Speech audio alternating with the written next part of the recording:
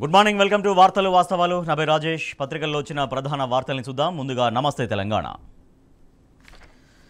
నమస్తే తెలంగాణ చూస్తున్నాం. కవితకు బెయిల్ మంజూరు చేసిన సుప్రీంకోర్టు కుట్రల్ని ఛేదించుకొని గెలిచిన న్యాయం. 20 నెలల దర్యాప్తులో తేల్చింది 165 రోజుల నిర్బంధం తర్వాత విడుదల. కాంగ్రెస్ బీజేపీ మూకుమ్మడి కుతంత్రం, రాజకీయ కక్షతో ఢిల్లీ మద్యం పాలసీ కేసు, 2 ఏళ్లుగా విచ్చలవిడిగా విష ప్రచారం, బెయిల్ వచ్చిన 5 నిమిషాల్లోపే అక్కసు. కాంగ్రెస్ బీజేపీ నేతల అడ్డగోలు వ్యాఖ్యలు, వడ్డీతో చెల్లిస్తాం, నేను మొండిని జైలుకు పంపి జగమొండిని చేశారు, కేసీఆర్ బిడ్డను తప్పు చేసే ప్రసక్తి లేదు అంటూ కవిత స్పష్టం చేశారు. మంగళవారం రాత్రి జైలు నుంచి విడుదల అనంతరం తన కుమారుడిని చూసి కవిత భావోద్వేగం. మా భర్త అనిల్, సోదరుడు కేటీఆర్, హరీష్ రావు కూడా ఉన్నారు. ఉద్విగ్న వాతావరణంలో కవిత విడుదల. తిహార్ జైలు వద్ద భారీ స్వాగతం. కేటీఆర్, హరీష్ సహా తరలిన బీఆర్ఎస్ ముఖ్య నాయకులు జైలు నుంచి విడుదలైన అనంతరం కేటీఆర్ను ఆలింగనం చేసుకుని భావోద్వేగానికి గురయ్యారు కవిత. వడ్డీతో సహా చెల్లిస్తాం, నేను కేసీఆర్ బిడ్డను తప్పు చేయను, నేను మొండిదాన్ని, నన్ను అనవసరంగా జైలుకు పంపి జగమొండిని చేసిండ్రు, కేసీఆర్ను ఇబ్బంది పెట్టాలనే దురుద్దేశంతోనే నన్ను జైలుకు పంపిండ్రు అంటూ కవిత స్పష్టం చేశారు. అభియోగాలు సరే, ఆధారాలు ఏవి? దర్యాప్తుపై ప్రశ్నల వర్షం. ఇది కుంభకోణమా? అయితే రుజువేందో చూపండి. ఇన్నాళ్లలో కనీసం ఒక ఆధారమైన సమర్పించారా? ఢిల్లీ మద్యం కేసులో సిబిఐ, ఈడీకి సుప్రీంకోర్టు చీవాట్లు పెట్టింది. పార్టీ నేతలతో ఎమ్మెల్సీ కవిత భేటీ. పార్టీ క్యాడర్కు కేటీఆర్ కృతజ్ఞతలు. ఢిల్లీలోని తెలంగాణ భవన్లో పార్టీ నేతల సమావేశంలో మిఠాయి తినిపించుకుంటున్న కేటీఆర్, కవిత.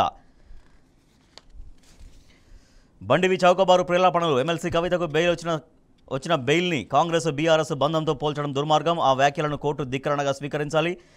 సిజేఐకి కేటీఆర్ విజ్ఞప్తి.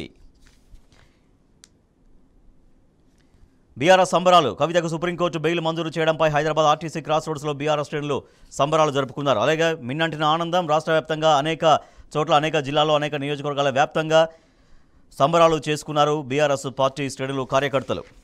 ఇక జన్వాడలో హైడ్రామా. ఫామ్ హౌస్ కూల్చేస్తారని ఒక సెక్షన్ మీడియా అత్యుత్సాహం. బుల్కాపూర్ నాలా హద్దుల నిర్ధారణకు యంత్రాంగం కసరత్తు. జన్వాడలో రెవెన్యూ, నీటిపారుదల శాఖ అధికారుల పరిశీలన. గండిపేటకు 2 కిలోమీటర్లకు పైగా దూరంలో జన్వాడ ఉంది. అంతా సక్రమం అయితే చుట్టూ నీళ్లెందుకు? ఎమ్మెల్సీ పట్నం వ్యాఖ్యలపై జనం విస్మయం. అన్ని అనుమతులుంటే అది సక్రమమేనా అనే వార్తలు చూడొచ్చు. మంత్రి ఉక్కిరిబిక్కిరి. రుణమాఫీపై ఖమ్మంలో తుమ్మల ఘోరావు. తమ రుణాల సంగతి ఏందని నిలదీసిన రైతులు. కారు దిగొచ్చిన మంత్రి సహనం కోల్పోయి ఆగ్రహం వ్యక్తం చేశారు.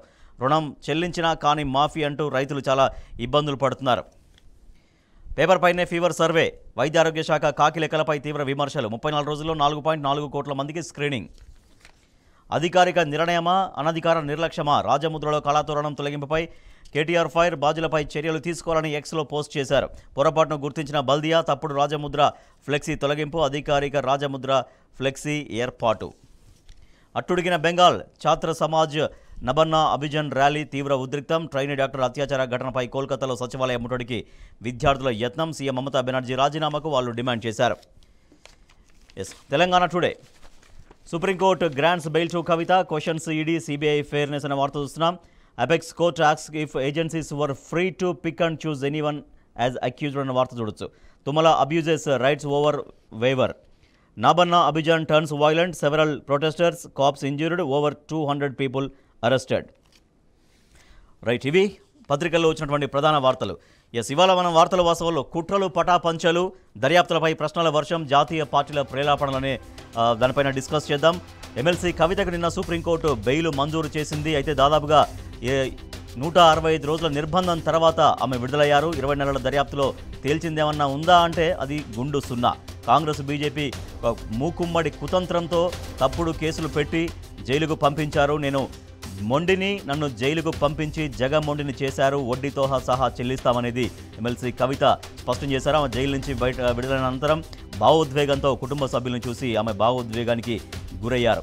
అయితే అట్ ద సేమ్ టైం దర్యాప్తు పైన ప్రశ్నల వర్షం కురిపించింది సుప్రీంకోర్టు. అభియోగాలు ఉన్నాయి సరే, మరి ఆధారాలు ఎందుకు చూపించలేదంటూ చాలా తీవ్రంగా ప్రశ్నించింది సుప్రీంకోర్టు. దాంతోపాటుగా జాతీయ పార్టీలు ప్రేలాపనలు చేస్తున్నాయి.